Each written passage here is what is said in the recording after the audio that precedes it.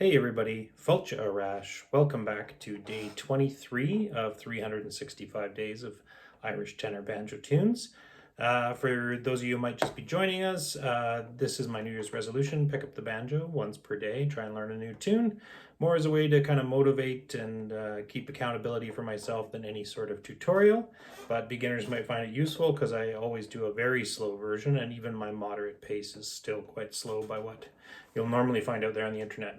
And while I normally don't consider these tutorials, I think today's tune we're doing is number 87, called The Jig of Slurs in the Big Book of 365 Irish Tunes by James Finnegan, Banjo Buddy. And this is a jig in D, and a vast majority of it is all on the no, brain's not working, on the A string. The vast majority of it's on the A string. So if you're trying to practice that, and I'll put my hand up here, down, up, down, down, up, down, down, up, down, down, up, down, down. So the jig picking rhythm or picking pattern, whatever you want to call it, this is a really good song to start off on. Because you're not moving strings a lot, and that's when I find it's particularly hard. So for example, if we're going on just on the first few notes of this, it's A, D, D, C, D, D, or if you're using tab, it's 0, 5, 5, 4, 5, 5. So it's all on the same string. And then we're just going, so the nice thing to there is just remember to go up on the middle is how I tend to think of it. So down, up, down, down, up. So that's very simple when you're all on the same string. And then there's only the occasional little bit of a change.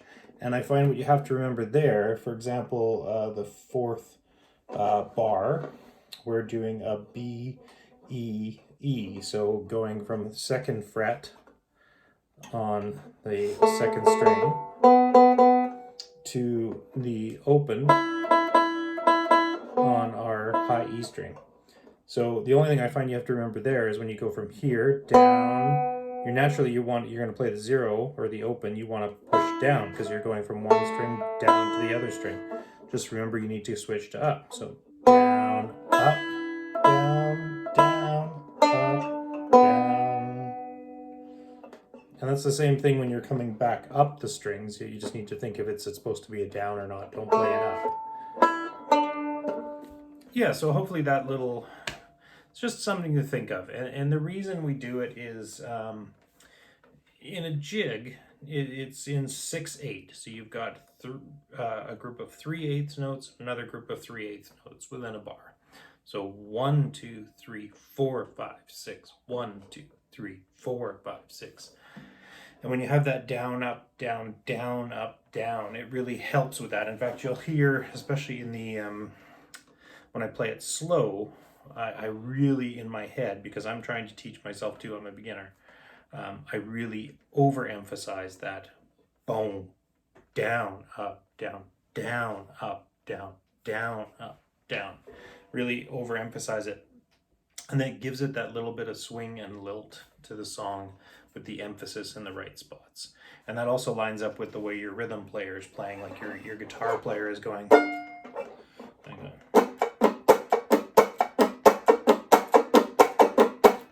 They're doing the same thing. Down, up, down, down, down, down, down, down, down. Right? So the whole tune kind of goes with that. And then your fiddle players naturally have more of that sort of a lilting thing because they're, the way the bowing goes. You're always changing direction. You can, so ups and downs sound different and things like that. So I don't know as much about fiddle. My daughter plays it, but I don't know as much. But it kind of naturally has that bit of a lilt built into it. So anyways, we're going to give this a go. Jig of Slurs, first time through, nice and slow, really emphasizing that first and fourth beat, and then we'll do some practice and try and speed it up.